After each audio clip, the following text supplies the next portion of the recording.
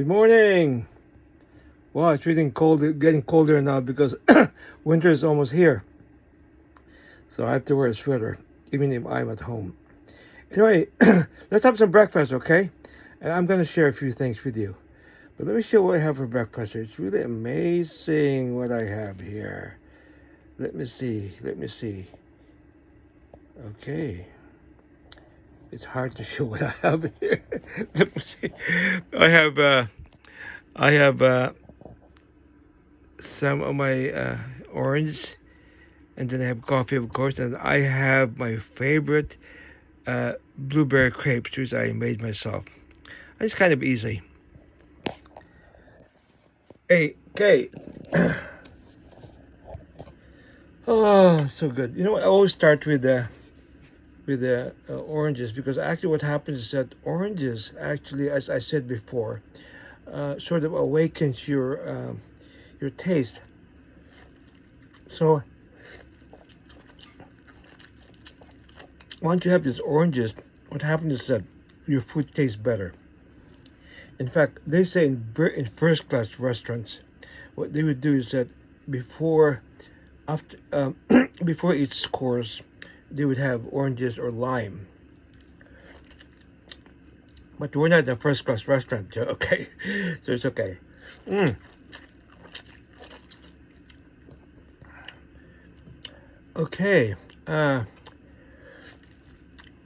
What I'm going to talk about is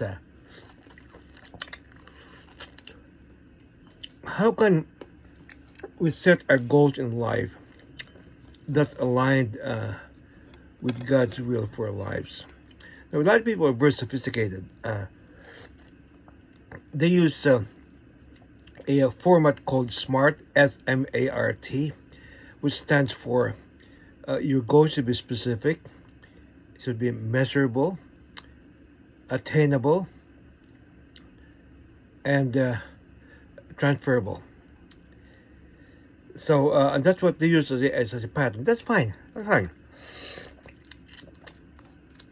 But I simplified mine because every goal in life really ends in happiness. Why do you want to be famous? You want to be famous so you can be happy, right? Why do you want to be rich? So, because you want to be happy, and a lot of times it doesn't end that way. Look what's happening with movie stars.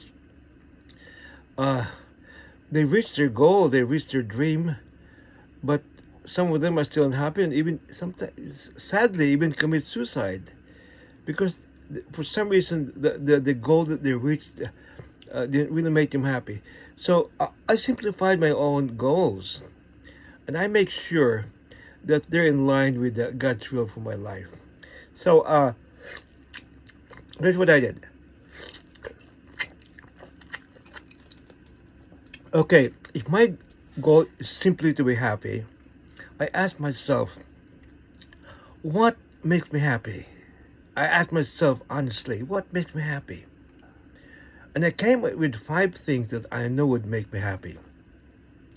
First, if I could have a job that I'm so passionate about, that I love so much, that even if I'm not paid to do it, I still will do it. That's the kind of job I want. That's the kind of career I want. Secondly, man, if only I can marry someone who matches my personality. So we would have less argument and we'll have a great time together as a married couple. Somebody who really matches my personality. And then, thirdly, I really want to have a happy family. Not a perfect family, because there's no such thing as a perfect family anyway, but just a happy family. In fact, a lot of famous people say, like for instance, uh, the who's the founder of Apple, not Steve Gates, but okay. Anyway, uh, he said, "Don't teach your children to be rich or successful. Teach them to be happy." And another billionaire said the same thing. I have lots and lots of money, but actually, my real goal in life is not to teach my children to be rich like me, but to be happy. So that's gonna be my goal. My simple goal is to be happy. So I did. How did I do it? First, I mentioned the fact that there are five things that really made me happy. Let me start with uh, a job that I love so much and passionate so much about, that I'm willing to work even if I don't get paid for it. So when I was in college, they have what they call practicum, which means that they tell you to volunteer anywhere you want to volunteer and find out if you like it. Then that would be your that would be your goal in life, to have that kind of job. I tried everything. I said to myself, maybe I can be a drug addict counselor, or a counselor for people who have problems with the alcohol. So I was in Chicago then. So I went to Skid Row, where all the drunks are, and I went to what they call a mission, where drunk people are fed and stuff like that. And I tried to mix with them and tried to talk to them. I said, "Oh, I don't think I can do this. Oh my God, it just smells just terrible. Some people can do that, but I don't think I can do this. I just can't do this." And then I tried working with American teenagers. That wasn't too bad. But then it just became so crazy, and I said, "No, no, no, no, not for me. Not for me." And then I volunteered with a faith-based nonprofit that works with international students and other internationals, diplomats and immigrants. And this was in Chicago, and I just love it. I just enjoyed working with people from different countries. So I volunteered with them for 5 years without pay. And Sunday I told myself, you know what? I'm gonna make this my career, to work with people from different countries. So I did apply for this job, and in fact, it's a nonprofit, so I have to raise my own money to be able to pay myself, which I did, and I really loved it. One of the things that I did, was start a non-governmental organization for the United Nations, because I live in New York at that time, and so I applied for this, and they took me in. So I became part of the United Nations, and across the UN was a beautiful church with a beautiful courtyard, and that was the place that I would use for diplomats and workers of the UN. Every week I would have lunch with these diplomats, and I would serve them lunch, and I have some volunteers to serve lunch, and so I had this fantastic connections with people from all over the world. Some of them were top officials from their country. I really enjoyed that for 10 years, and even when I transferred to Washington D.C., a huge church, a mega church, hired me to work with diplomats in the Washington D.C. area, and I just love it.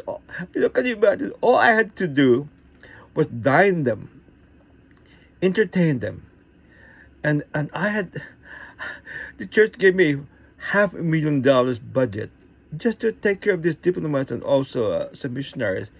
So what I would do is that I would invite diplomats, and we would go to a restaurant and dine together, make friends with them, and then I also opened my home to these people, mostly from government officials from all over the world.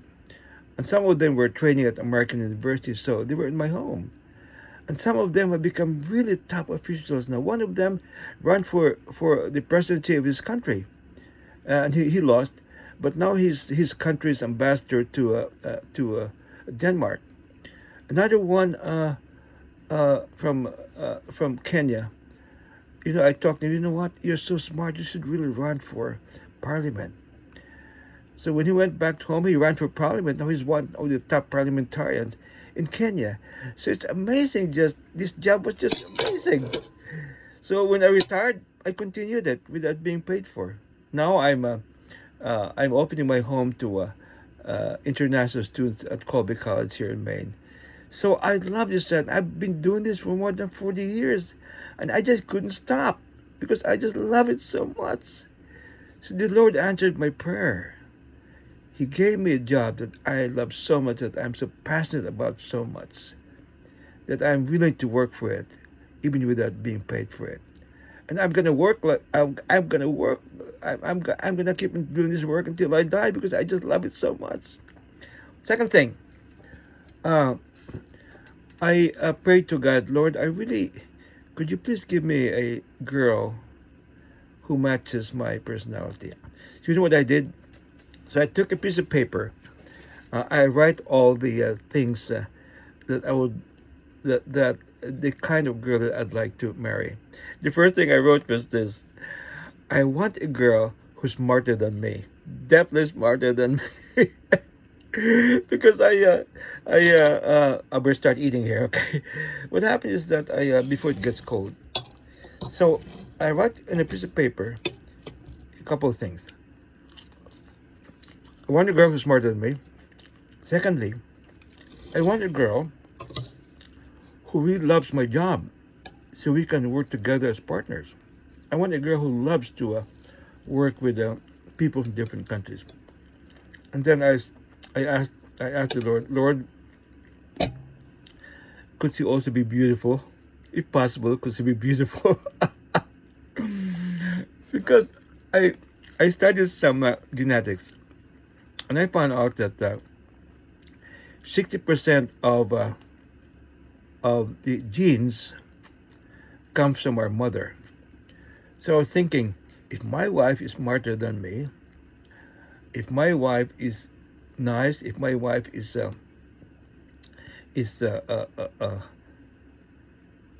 beautiful, then my kids would end up the same way, and they did. Oh, my kids are very smart and much better looking than I am. so that, so I put in a piece of paper. I said, Lord, please, Lord, no, please give this girl to me. And the reason for that, because I was never good at dating. Oh, but dating was terrible for me. American type of dating. Mm, uh, I have to, I have to take a shower. I have to brush my teeth. I have to wear my best clothes. And I have to spend $50 to $75 or even more. And then after that, I'm not even sure if the girl likes me. So it's kind of, so in some ways to me, dating was not a good investment. You spend so much time and money, you're not even sure if you'll get this girl. So I just said, Lord, please, no, no more dating, please. Just give me a girl. And not only literally, but a girl. I was using metaphor. I was saying, Lord, I want a girl, this girl that I'm dreaming of, who would just sit in my lap. And I don't have to do any dating. And you know what? It happened. It really happened. I was sitting at church one day after the worship service, and this beautiful blonde girl came up to me. But before it came up to me and said, you know what? I heard about you, and I want to work with you. Now, here's what happened. Because I need volunteers. I'm not that stupid when it comes to looking for a girl. I was trying to uh, sort of cut corners, do shortcuts. So I said, I don't like to date. So what I'm going to do is this. I'm going to ask, it just so happened there was a nursing school not too far from my office, only about a couple of blocks from my office.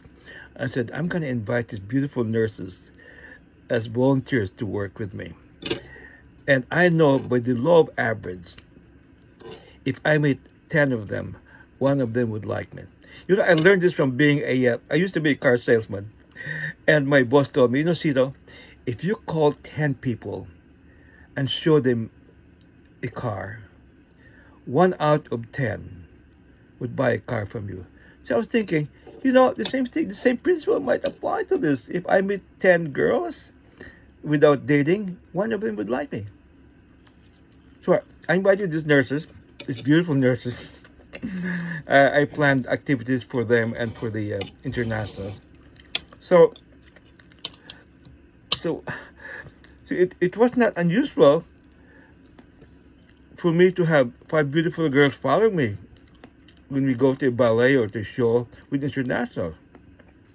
And some guys really got jealous of me. How could this ugly looking guy have these beautiful girls following him? Well, to make the story short, as I was saying, I was sitting down in church one day, and this beautiful blonde came up to me and said, "I really want to work with you. I heard about you, and I used to work with foreign students in England when I was a student there. Uh, Her family was from Finland, although she was born here. She's very Finnish. Well, to make the story short, I I took her in. She really almost became like my assistant and became very close friend. But to make the story short, I married her. That's it. Not much dating. I just married her. And the way I proposed was so, because I don't know this. I'm not a playboy. I don't know how to. I don't have any lines. So one time, we're walking on Second Avenue in New York, just walking. I said, Sue, we've been friends for so long. Why don't we just get married? That was it. I don't. I forgot what she said, but I think something. It sounded something like, "I thought you'd never ask." 2 months later, we got married. So, because I prayed so much, and I made this list, and I gave it to God, the Lord handed me this beautiful girl, and now we have three wonderful children. So, okay. So the next thing is that, okay, I have a job now that I really like. I got my girl. Now I want to have a happy family. So I did something very unusual. I wanted my kids to be very secure.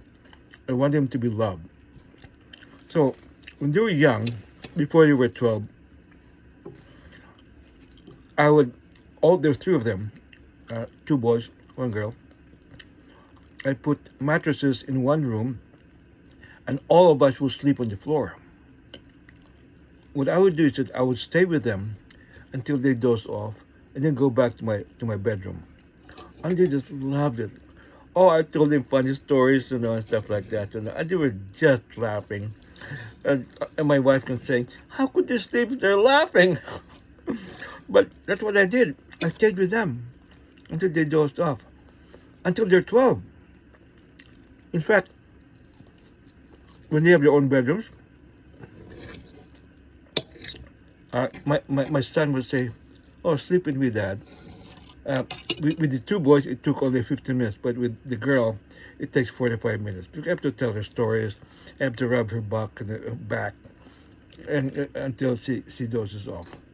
Well, my children are really secure. They're really loved. I hug them so, even at they're adults now. They're in their 30s now.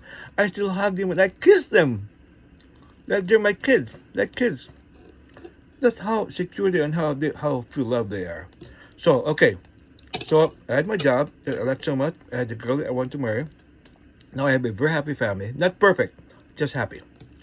So my next step is this, I love to write. I really enjoy writing so much. Um, I I spent 2 years in majoring in journalism, but I didn't like to be a reporter. I was a reporter once, and I just enjoyed it. I want to do creative writing. So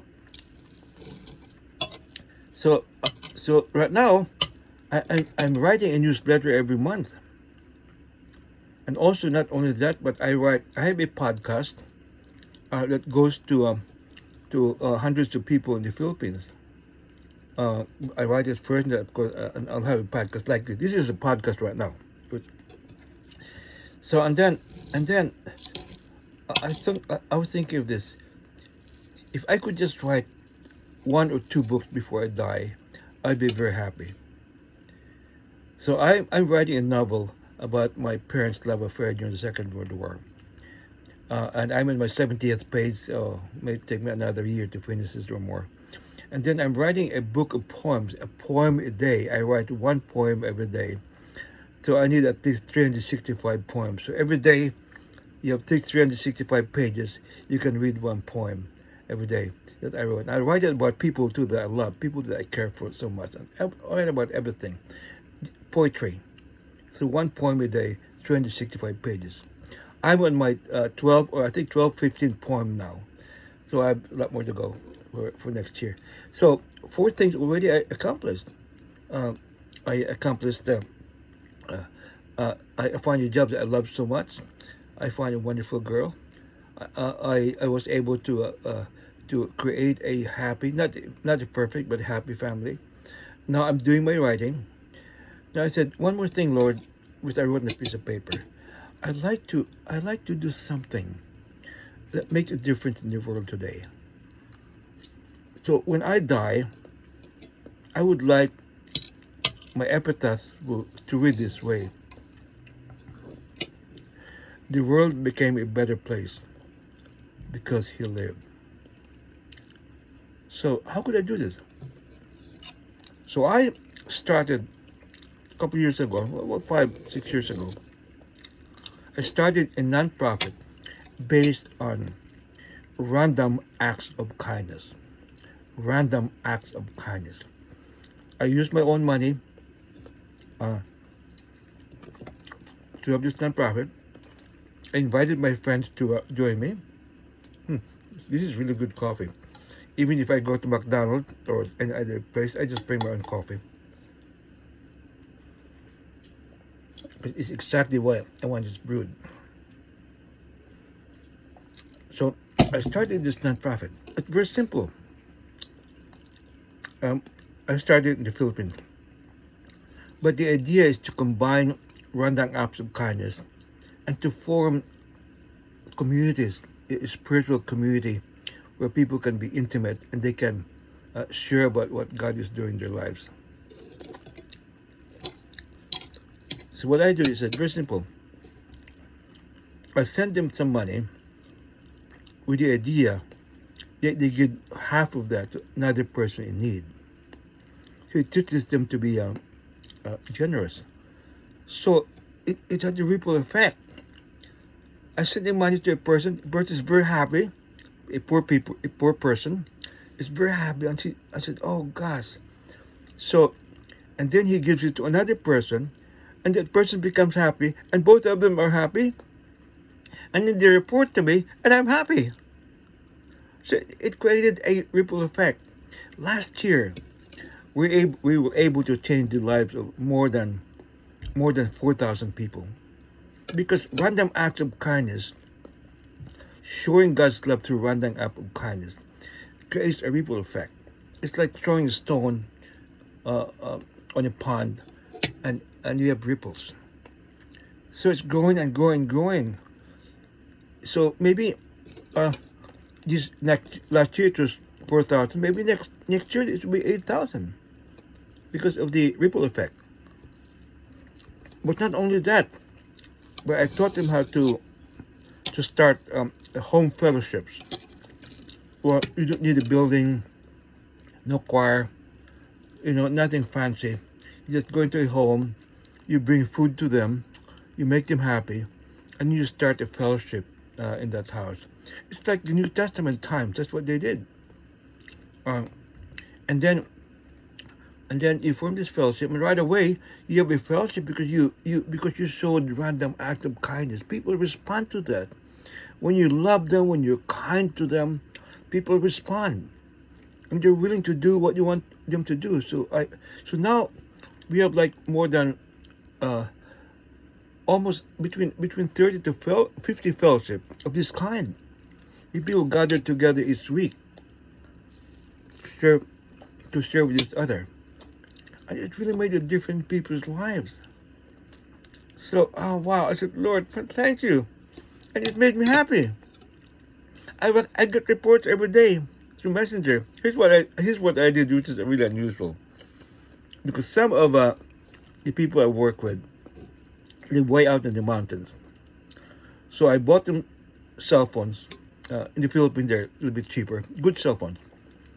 And then every time I do a podcast like this, they can hear me on their cell phones. So it's amazing. Technology is amazing nowadays. So I'm so thankful. I'm so happy right now because of these five things that the Lord has given me. Now I'm thinking, why didn't I ask to be a rich man or a famous man? Well, I was, thinking if I become rich, that's a good bonus.